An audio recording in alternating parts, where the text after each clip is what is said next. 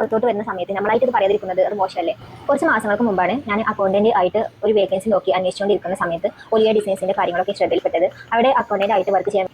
അതെ, ഒലിവിയെ കുറിച്ച് പറയുന്നതൊക്കെ സത്യമാണ് ചേച്ചി. അതുകൊണ്ടാണ് ഞാൻ അവിടെ ട്രെയിനിങ് പീരീഡ് വരെ നമുക്കിത് എല്ലാവർക്കും നമസ്കാരം. എല്ലാവരും ആദ്യം തന്നെ ലൈക്ക് ചെയ്യൂ, ചാനൽ സബ് ചെയ്യാത്തവരുണ്ടെങ്കിൽ സബ് ചെയ്യൂ. അപ്പോൾ ഒലിവിയ ഡിസൈൻസ് ഇത്രയും ദിവസം ഇങ്ങനെ ഭയങ്കര വിഷയങ്ങളായിട്ട് നടക്കുകയായിരുന്നു. ഇപ്പോൾ ഒരു യുവതി ഈ ഒലിവിയ ഡിസൈൻസിൽ ഇന്റർവ്യൂവിന് പോയതും അവരുടെ കുറച്ച് അനുഭവങ്ങളൊക്കെ ആയിട്ട് ഒരു വീഡിയോ വന്നിട്ടുണ്ട്. ഞാൻ എന്തായാലും വീഡിയോ ഇവിടെ കൊടുക്കാം. അത് കഴിഞ്ഞിട്ട് ഒരു കുട്ടിയാണെങ്കിൽ എനിക്ക് മെസ്സേജ് അയച്ചിട്ട് അവർക്ക് അവിടെ നിന്നുണ്ടായിട്ടുള്ള അവിടെ അത്രയും മോശം അനുഭവമാണ് എന്ന് പറഞ്ഞിട്ട് അവർ മെസ്സേജ് അയച്ചിട്ടുണ്ട്. അപ്പോൾ അതും ഞാനിവിടെ കൊടുക്കാം. അപ്പോൾ വീഡിയോ ആരും സ്കിപ്പ് ചെയ്യാതെ മാക്സിമം ഫുള്ള് കാണുക. നിങ്ങൾക്കും അതേ അനുഭവങ്ങളോ കാര്യങ്ങളോ എന്തെങ്കിലും ഉണ്ടെങ്കിൽ ഉറപ്പായിട്ട് താഴെ കമൻറ്റ് ചെയ്യുക. അതേ തുടർന്ന് എന്തെങ്കിലും നിങ്ങൾക്ക് പറയാനുണ്ടെങ്കിൽ ഇൻസ്റ്റാഗ്രാമിലോ ഫേസ്ബുക്കിലോ മെസ്സേജ് അയക്കുക. അപ്പോൾ വീഡിയോ കണ്ടു തുടങ്ങാം. ഓക്കെ. നമ്മളായിട്ട് ഇത് പറയാതിരിക്കുന്നത് അത് മോശമല്ലേ? കുറച്ച് മാസങ്ങൾക്ക് മുമ്പാണ് ഞാൻ അക്കൗണ്ടന്റ് ആയിട്ട് ഒരു വേക്കൻസി നോക്കി അന്വേഷിച്ചുകൊണ്ടിരിക്കുന്ന സമയത്ത് ഒലിവിയ ഡിസൈൻസിന്റെ കാര്യങ്ങളൊക്കെ ശ്രദ്ധയിൽപ്പെട്ടത്. അവിടെ അക്കൗണ്ടന്റ് ആയിട്ട് വർക്ക് ചെയ്യാൻ വേണ്ടിയിട്ട് ഒരു എൻക്വയറി വന്നിട്ടുണ്ടായിരുന്നു. അപ്പോൾ ഞാൻ അതിന് കിട്ടിയ നമ്പറിൽ വിളിച്ച് ചോദിച്ചു. 25,000 to 40,000 സാലറി ആണ് അവിടെ കിട്ടുന്നതെന്ന് പറഞ്ഞു. അപ്പൊ ഈ കുട്ടി ഒലിവിയയിൽ ഇന്റർവ്യൂവിനായിട്ട് പോവുകയാണ്. അതിനു മുമ്പ് അവിടെ വിളിച്ച് ചോദിച്ചപ്പോൾ എൻക്വയറിക്കായിട്ട് വിളിച്ച് ചോദിച്ചപ്പോൾ 25,000 to 40,000 സാലറി ഒക്കെ കിട്ടുമെന്നാണ് പറഞ്ഞത്. ബാക്കിയേക്കാം ഒത്തിരി എക്സൈറ്റ്മെന്റ് ആയിട്ട് തോന്നി. പിന്നെ യൂട്യൂബിലാണെങ്കിലും ഇൻസ്റ്റയിലാണെങ്കിലും നമുക്ക് അവർ കാണിക്കുന്ന ആ ഒരു ഇതുണ്ടല്ലോ, ഒരുപാട് സന്തോഷമായിട്ട് ഹാപ്പി ആയിട്ട് നല്ല ഒത്തൊരുമയോട് കൂടി അത് കാണുമ്പോൾ നമുക്കും അതിൽ നിന്ന് ജോയിൻ ചെയ്യാൻ തോന്നും. അത്തരത്തിലൊരു പ്ലാറ്റ്ഫോമിൽ അത്തരത്തിലൊരു ഓഫീസിൽ നമുക്കും വർക്ക് ചെയ്യാൻ തോന്നും.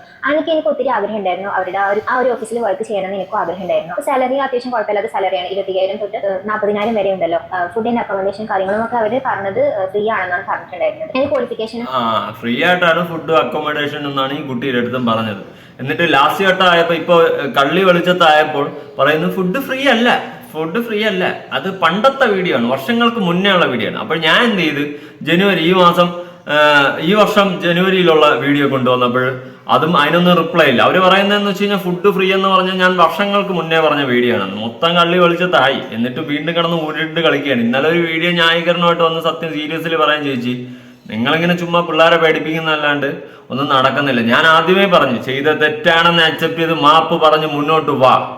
കേൾക്കാൻ വയ്യ. ഞാൻ ഇനി ന്യായീകരിക്കുന്നു. ഓക്കെ, ആയിക്കോട്ടെ. കാര്യങ്ങളൊക്കെ ഞാൻ അവർക്ക് പറഞ്ഞു കൊടുത്തിട്ടുണ്ടായിരുന്നു. അതൊക്കെ അവർക്ക് ഓക്കെ ആയിരുന്നു. ഇന്റർവ്യൂവിന് ചെല്ലാൻ പറഞ്ഞിട്ടുണ്ടായിരുന്നു. ആ ഇന്റർവ്യൂവിന് ചെല്ലുന്ന സമയത്ത് അവർ പറഞ്ഞ ലൊക്കേഷനും ഒരു നമ്പറും അവർ അയച്ചു തന്നിട്ടുണ്ടായിരുന്നു. അപ്പോൾ ആ നമ്പറിൽ അന്വേഷിച്ച് പോയപ്പോൾ അടൂർ എന്ന് പറഞ്ഞ സ്ഥലത്താണ് അവരുടെ ഓഫീസ് വരുന്നതെന്ന് തോന്നുന്നു. അടൂർ എന്ന് പറഞ്ഞ സ്ഥലത്താണ് എത്തിയത്. അവിടെ പോയി അന്വേഷിച്ച സമയത്ത് ഇവിടെ ഉണ്ടായിരുന്നില്ല. അവരുടെ ഓഫീസ് എവിടെയെന്ന് എനിക്ക് അറിയില്ലായിരുന്നു. അപ്പോൾ ഞാൻ അവരുടെ അടുത്ത് ചോദിച്ചപ്പം അവർ വേറെ ഒരു വാട്സാപ്പ് നമ്പർ തന്നിട്ടുണ്ടായിരുന്നു. അതിലോട്ട് ഹായ് അയക്കാൻ പറഞ്ഞിട്ട് തന്നിട്ടുണ്ടായിരുന്നു. അങ്ങനെ ആ നമ്പറിലോട്ട് ഹായ് എന്ന് അയച്ചപ്പോൾ അവർ മറ്റൊരു ലൊക്കേഷൻ തന്നു. അങ്ങനെ ആ ലൊക്കേഷനിൽ പോയ സമയത്ത് അവരുടെ വീട്ടിലേക്കാണ് പോയത്. അവരുടെ വീടായിരുന്നു ആ ലൊക്കേഷൻ. അതും ഒരു ഉൾഗ്രാമം, ഒരു ഗ്രാമത്തിന്റെ ഒരു ഏരിയ ആയിരുന്നു. അങ്ങനെ ആ ഭാഗത്ത് പോയപ്പോൾ ഞാൻ അപ്പൊ തന്നെ എനിക്കൊരു ഇഷ്ടമില്ലാത്ത പോലെ ആയി. ഈ വീടിനകത്ത് ഇന്റർവ്യൂ എടുക്കാന്നൊക്കെ പറയുമ്പോൾ എന്നാലും കുഴപ്പമില്ല. അങ്ങനെ വീട്ടിലോട്ട് പോയി ഞാനും എൻ്റെ പേരൻസും കൂടിയാണ് പോയത്. അവരുടെ വീടിന്റെ ടെറസിന്റെ മുകളിലാണ് ഇന്റർവ്യൂ നടക്കുന്നത്. അപ്പം അവിടെ ടെറസിന്റെ മുകളിൽ ഇന്റർവ്യൂ കൊള്ളാം. അത് ഇഷ്ടപ്പെട്ടു എനിക്ക്. കൊള്ളാം. അവരുടെ വർക്കും കാര്യങ്ങളൊക്കെ എന്ന് തോന്നുന്നു. എന്താണെന്ന് അറിയില്ല. അവിടെ ടെറസിന്റെ മുകളിലായിരുന്നു ഇന്റർവ്യൂ ഉണ്ടായിരുന്നത്. അങ്ങനെ കുറേ നേരം കുറേ തിരക്കുണ്ടായിരുന്നു. ഒരു 100-250 ആളുകൾ ഞാൻ വന്ന സമയത്ത് തന്നെ വന്നിട്ടുണ്ടായിരുന്നു. അങ്ങനെ ഒരുപാട് സെക്ഷൻ കഴിഞ്ഞ ശേഷം ഒരു ക്ലാസ് പോലെ ഉണ്ടായിരുന്നു. ആ ക്ലാസ്സിൽ എനിക്കും ചേരാൻ പറ്റി. അവർ പറയുന്നത് ഫുഡ് എന്ന് പറയുന്നത് നമ്മൾ സ്വന്തമായിട്ട് ഉണ്ടാക്കണം. പിന്നെ നമുക്ക് അവർ പറഞ്ഞു.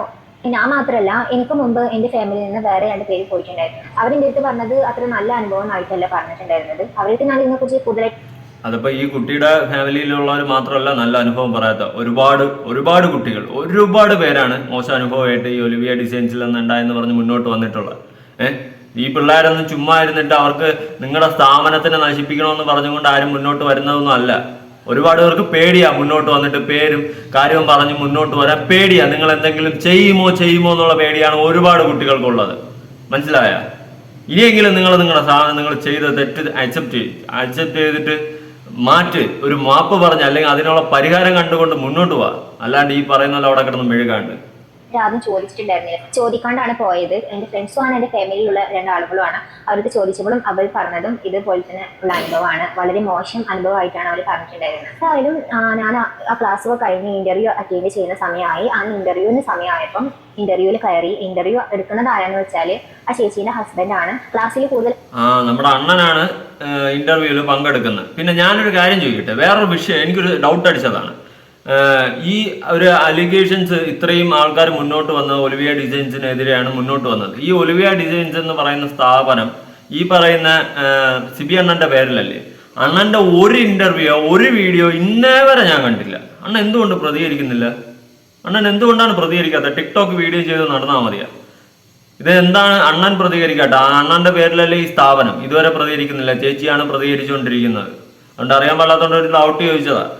ആയിട്ടും പറയുന്നുണ്ടായിരുന്നത് പാവപ്പെട്ട പെൺകുട്ടികൾക്കുള്ള ഒരു ഓപ്പർച്യൂണിറ്റി, ഇത് ഞങ്ങളുടെ ഒരു ഔദാര്യമാണ്. ഞങ്ങൾ അതെന്തുവാടേ പാവപ്പെട്ട പെൺപിള്ളേർക്കുള്ള ഒരു ഓപ്പർച്യൂണിറ്റി ഇത് ഞങ്ങളുടെ ഔദാര്യമാണെന്ന്?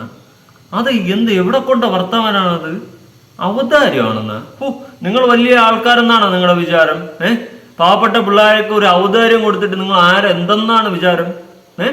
അത് കൊള്ളാമല്ല. പാവപ്പെട്ട പിള്ളേർക്ക് ഞങ്ങളുടെ ഒരു ഔദാര്യം. സൂപ്പർ, കലക്കൈ. പാവപ്പെട്ടവർക്ക് വേണ്ടി നൽകുന്ന ഒരു ഔദാര്യമാണ് എന്ന രീതിയിലായിരുന്നു അവർ സംസാരിച്ചിട്ടുണ്ടായിരുന്നത്. മാത്രമല്ല അവരുടെ ഹസ്ബൻഡ് ആയിരുന്നു ഇന്റർവ്യൂ ചെയ്തിട്ടുണ്ടായിരുന്നു. പലതരം വേണ്ടാത്ത ചോദ്യങ്ങളും അവർ ചോദിച്ചിട്ടുണ്ടായിരുന്നു. അവർ കുറെ നോക്കണ്ട, വേണ്ടാത്ത ചോദ്യമേ ചോദിക്കത്തുള്ളൂ. നിങ്ങൾ ചോദ്യം കൂടി കേൾക്കുമ്പോൾ നിങ്ങൾക്ക് ഒന്ന് കൺക്ലൂഡ് ആവും. ഡീപ്പായിട്ട് പേഴ്സണൽ ആയിട്ടുള്ള കുറെ കാര്യങ്ങൾ ചോദിച്ചിട്ടുണ്ടായിരുന്നു. ഹസ്ബൻഡ് എവിടെയാണ്, മാരീഡ് ആണോ, ഹസ്ബൻഡ് ഉണ്ടോ, ഹസ്ബൻഡ് എവിടെയാണ്, ഫാമിലിയുടെ സിറ്റുവേഷൻസ് എങ്ങനെയാണ്, കുറെ കേസുകളുടെ അടുത്താണോ, കുറച്ച് കേസുകളുടെ അടുത്താണോ, പിന്നെ നിങ്ങൾ ഏത് റിലീജിയൻ. ഒരു സ്ഥാപനത്തിൽ ഇന്റർവ്യൂവിന് വരുമ്പോൾ ഹസ്ബൻഡ് ഉണ്ടോ, ഹസ്ബൻഡ് ഡിവോഴ്സ് ആണോ, ഫാമിലി ആരൊക്കെ ഉണ്ട്, ഫാമിലി റിച്ച് ആണോ, നിങ്ങൾ ഏത് കാസ്റ്റ് ആണ്, ഏത് റിലീജിയൻ ആണ്, എന്ത് നിറമാണ്, ഏത് വർഗമാണ്, ഇതൊക്കെയാണ് ഒരു ഇന്റർവ്യൂവിന് വരുമ്പോൾ ചോദിക്കേണ്ടത്. സാധാരണ എൻ്റെ അറിവിൽ ഒരു ഇന്റർവ്യൂവിന് നമ്മൾ പോകുമ്പോൾ നമ്മുടെ ക്വാളിഫിക്കേഷൻ, നമുക്ക് മുൻ പരിചയമുണ്ടോ, ഇതൊക്കെയാണ് ചോദിക്കുന്നത്. ഇതിപ്പോ ഇന്റർവ്യൂ നേരെ വേറെ രീതിയാണല്ലോ. നിങ്ങൾക്ക് മുൻപരിചയോ ക്വാളിഫിക്കേഷനോ ഒന്നും വേണ്ട. ഹസ്ബൻഡ് ഉണ്ടോ? ഉണ്ടെങ്കിൽ വേണ്ട, പൊക്ക. അടുത്ത് വീട്ടിലാരെങ്കിലും ചോദിക്കാനും പറയാനുണ്ട്? ഉണ്ട്. എനിക്ക് വേണ്ട, പൊക്ക. നിങ്ങൾ മാരീഡ് ആണോ? മാരീഡ് ആണ്. ഡിവോഴ്സ് ആയോ? എനിക്ക് കയറിക്കോ. അടുത്ത് നിങ്ങളുടെ കാസ്റ്റ് ഏതാണ്? മുസ്ലിം ആണെങ്കിൽ വേണ്ട. ഈ ഒരു ടൈപ്പ് രീതിയൊക്കെയാണ് നിങ്ങളുടെ ഇന്റർവ്യൂവിൽ നടത്തുന്ന ചോദ്യങ്ങൾ. എന്തുവാണ് അവിടെ നടക്കുന്നത്? എന്താണ് സത്യം? സിബിയണ്ണ, ഇവിടെ എന്താണ് നിങ്ങളുടെ സ്ഥാപനത്തിൽ നടന്നു വരുന്നത്? ബാക്കി ഉള്ള ആളാണെന്നൊക്കെ എൻ്റെ അടുത്ത് ചോദിച്ചിട്ടുണ്ടായിരുന്നു. ആൾക്ക് മുസ്ലിം ആണെന്ന് അയാൾക്ക് അറിയാം, എങ്കിലും തട്ടിട്ടാണ് പോയത്. എങ്കിലും അയാൾ ചോദിച്ചിട്ടുണ്ടായിരുന്നു. പിന്നെ ആൾ പറഞ്ഞൊരു കാര്യം എന്ന് പറയുന്നത്, എനിക്ക് അത്ര ഫെയർ ആയിട്ടുള്ള നിറമൊന്നല്ല. അപ്പോൾ അയാൾ പറഞ്ഞൊരു കാര്യം എന്ന് പറഞ്ഞാൽ ഒത്തിരി ഫെയർ അല്ലാത്തതുകൊണ്ട് സെലക്ഷൻ കിട്ടില്ല എന്നാണ് പറഞ്ഞത്. അത് ആദ്യം പറഞ്ഞിട്ടുണ്ടായിരുന്നില്ല. ഒരുപാട് എൻ്റെ എന്ന് പറഞ്ഞാൽ മലപ്പുറം ജില്ലയാണ്. ആ മലപ്പുറം ജില്ലയിൽ നിന്ന് ഒത്തിരി ദൂരം, അതുവരെ വരെ ഒത്തിരി ദൂരേക്ക് പോകേണ്ട ആവശ്യം വരില്ലായിരുന്നു. ഫസ്റ്റ് തന്നെ ഇങ്ങനെ ഒരു കാര്യം പറഞ്ഞിരുന്നെങ്കിൽ അത്രയും ക്യാഷ് ചെലവാകേണ്ട ആവശ്യം വരില്ലായിരുന്നു. എല്ലാ മുസ്ലിംസിനും ഞങ്ങൾ അക്സെപ്റ്റബിൾ അല്ല, ഞങ്ങളുടെ ഇവിടെ കൊടുക്കാറില്ല എന്ന് പറഞ്ഞിട്ടുണ്ടായിരുന്നു. ഒത്തിരി ഫെയർ ആയിട്ടുള്ള ആളാണെങ്കിൽ മാത്രമേ പറ്റത്തുള്ളൂ എന്ന് പറഞ്ഞിട്ടുണ്ടായിരുന്നു. സൗന്ദര്യം വടിഞ്ഞ് വാർന്നൊഴുകി കിടക്കുന്നവർക്കേ ജോലിയുള്ളൂ. അതാണ് സിബി അണ്ണൻ പറഞ്ഞു വെക്കുന്നത്. മനസ്സിലായ? ഇങ്ങനെ ആരുടെ മന്മഥനെ അവർ ഈ നിറം, ജാതി ഇതൊക്കെ വെച്ച് നോക്കിയിട്ടാണ് അവർ ആളുകൾക്ക് ജോലി കൊടുക്കുന്നത്. മാത്രമല്ല 26 എബോ ആവാൻ പാടില്ല. 26 താഴെയുള്ള കുട്ടികളായിരിക്കണം. പിന്നെ അയാളുടെ ഭാഗത്തു നിന്ന് ഒരുപാട് മോശപ്പെട്ട അനുഭവങ്ങളൊക്കെ ഉണ്ടായിട്ടുള്ള ഒരുപാട് സ്ത്രീകളുണ്ട്. ഇപ്പോൾ ഈവൻ എൻ്റെ ഫാമിലിയിലുള്ള എൻ്റെ കൂട്ടുകാരികളായിട്ടുള്ള 2 പേരുണ്ടല്ലോ, അവർക്ക് വരെ അങ്ങനെ അനുഭവം ഉണ്ടായിട്ടുണ്ട്. ഇതൊക്കെ അവരെ പേടിച്ചിട്ട് അവർ ഭയങ്കര ഭീഷണിയാണ് അവർ കാര്യം, ഭയങ്കര ഭീഷണിപ്പെടുത്തുക, അങ്ങനെ ചെയ്യും ഇങ്ങനെ ചെയ്യുന്നൊക്കെ പറയാം. അപ്പോൾ ആളുകൾ ഇത് പുറത്ത് പറയാൻ മടിയാണ്. പിന്നെ അവിടെ ഒരു CCTV പുറത്തു പറയാൻ മടിയെന്നല്ല, പുറത്തു പറയാൻ പേടിയാണ്. അതാണ് ഞാൻ ഒരുപാട് പിള്ളേരെ എൻ്റെ അടുത്ത് സംസാരിച്ച സമയത്തും അവർക്ക് ചേട്ടൻ ഇത് റെക്കോർഡ് ചെയ്യല്ലേ, ഞങ്ങൾ പേടിയാ. ആ ഒരു സാധനമാണ് പിള്ളേർ പറയുന്നത്. അതിൽ കുറച്ച് പേര് മുന്നോട്ട് വരും, സംസാരിക്കാൻ താല്പര്യമുണ്ടെന്ന് പറയുന്നവരുടെ വോയിസാണ് ഞാൻ വയ്ക്കുന്നത്. അത്രയ്ക്ക് പേടിയാ പിള്ളേർക്ക്.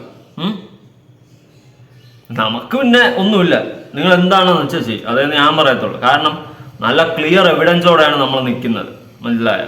ഈ സ്ഥാപനത്തിനെതിരെ അത്രയ്ക്ക് ആൾക്കാർ, അത്രയ്ക്ക് പെൺകുട്ടികൾ മുന്നോട്ട് വന്നതാണ്. അപ്പൊ കാര്യങ്ങൾ ആ ഒരു രീതിയിലാണ് ചെറുകിട്ട് ആകുന്നത്. ബാക്കി പോലും അവർ വെക്കുന്നില്ല എന്ന് പറഞ്ഞിട്ടുണ്ടായിരുന്നു. അവരുടെ ഒരു കാര്യവും പുറത്തോട്ട് പോവാതിരിക്കാൻ വേണ്ടിയിട്ട് അങ്ങനെയൊക്കെ ഒരുപാട് കംപ്ലൈൻറ്റ്സ് അവിടുന്ന് കിട്ടിയതായിട്ട് എനിക്ക് അറിയാൻ പറ്റി. ഞാൻ ഈ ഇന്റർവ്യൂവിന് പോയി വന്ന ശേഷം എനിക്കത് ഞാൻ തീരുമാനിച്ചു, ഇത് എനിക്ക് വേണ്ടെന്ന് ഞാൻ തീരുമാനിച്ചു. ഒന്നാമത് മതത്തിനെ കുറിച്ച് മുസ്ലിംസ് ആണോ എന്ന് ചോദിച്ചിട്ട് അയാൾ ചിരിച്ചിട്ടുണ്ടായിരുന്നു. എനിക്കത് ഒട്ടും ഇഷ്ടപ്പെട്ടില്ല. ഞാൻ മുസ്ലിംസ് ആണെന്ന് പറയുന്നതിൽ അഭിമാനിക്കുന്ന ഒരാളാണ്. അതെ, അതിൽ മുസ്ലിം ആണെന്ന് പറഞ്ഞാൽ ചിരിക്കണ എന്തിന്? എന്റെ അണ്ണ നിങ്ങൾ വെള്ളം കുടിക്കും കേട്ടാ ഇങ്ങനെയാണെങ്കിൽ. സത്യം, ഞാൻ സീരിയസ്ലി പറയുക. ഒരു സ്ഥാപനം എങ്ങനെ ആകരുതെന്നുള്ളതിന് ഉത്തമ ഉദാഹരണമാണ് നിങ്ങൾ നടത്തിക്കൊണ്ടിരുന്നത്. മതത്തിന്റെ പേരിലും ജാതിയുടെ പേരിലും നിറത്തിന്റെ പേരിലും ഓരോന്നും പറഞ്ഞ് അടുത്ത് വീട്ടിൽ ആരൊക്കെ ഉണ്ട്, ഇതൊക്കെയാണ് ഒരു ഇന്റർവ്യൂവിന് വന്നിട്ട് ചോദിക്കുന്നത് ഒരു വ്യക്തി. ഇത് ഇന്റർവ്യൂ ആണോ നിങ്ങൾ നടത്തിയത്? എനിക്ക് അറിയാൻ പാടില്ല. ഒരു ഇന്ത്യൻ പൗരയാണ്. എനിക്ക് സന്തോഷം മാത്രമേ ഉള്ളൂ ഞാൻ മുസ്ലിം ആയതിൽ.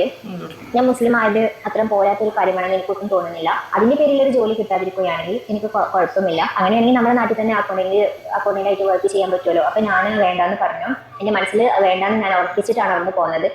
ഒന്നാമത് മുസ്ലിംസിന് തരം താഴ്ത്തി സംസാരിക്കുന്നത്, ജാതിയും മുസ്ലിംസിന് തരം താഴ്ത്തി സംസാരിക്കുന്നു. ഒരു ജാതിയും ഒരു മതത്തിനും ഒന്നിനും ആരും കളിയാക്കേണ്ട കാര്യമില്ല. എൻ്റെ പൊന്നാണ്, നിങ്ങൾ വെള്ളം കുടിക്കേണ്ട സമയം കഴിഞ്ഞ് അതിക്കം ചിരിക്കുന്നു. കാരണം പെൺപിള്ളേരെല്ലാം കൂടി മുന്നോട്ടാണ്.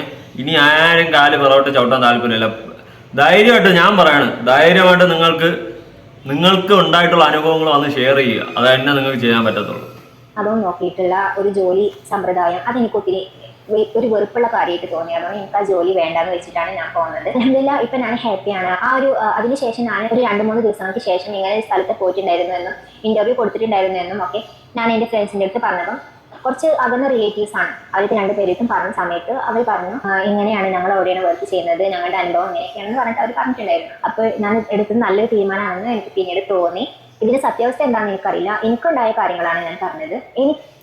അപ്പൊ ഇതിന്റെ സത്യാവസ്ഥ ആ കുട്ടി ഇന്റർവ്യൂവിന് പോയപ്പോൾ തന്നെ ഉണ്ടായ അനുഭവമാണ് ഈ ഒന്നൊന്നര അനുഭവം. ഇതിന്റെ അപ്പുറം ഇനി വേറെ അനുഭവം ഒന്നും വേണ്ടല്ലോ. ഇന്റർവ്യൂവിന് പോയപ്പോൾ ഇതാണ് അനുഭവമെങ്കിൽ അവിടെ ജോലി ചെയ്യുന്നവരുടെ അവസ്ഥ നമ്മളൊന്ന് ആലോചിച്ചു നോക്കും.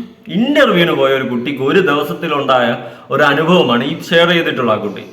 അപ്പോൾ അവിടെ ജോലി സ്ഥിരമായിട്ട് ചെയ്യുന്ന പിള്ളേരുടെ അവസ്ഥ ആലോചിച്ച് നോക്ക്. പരിതാപക്കാരം. മനസ്സിലായ? ഇനി മറ്റൊരു പെൺകുട്ടി എനിക്ക് അയച്ചുള്ള ഒരു വോയിസ് ഞാനൊന്ന് കേൾപ്പിക്കാം.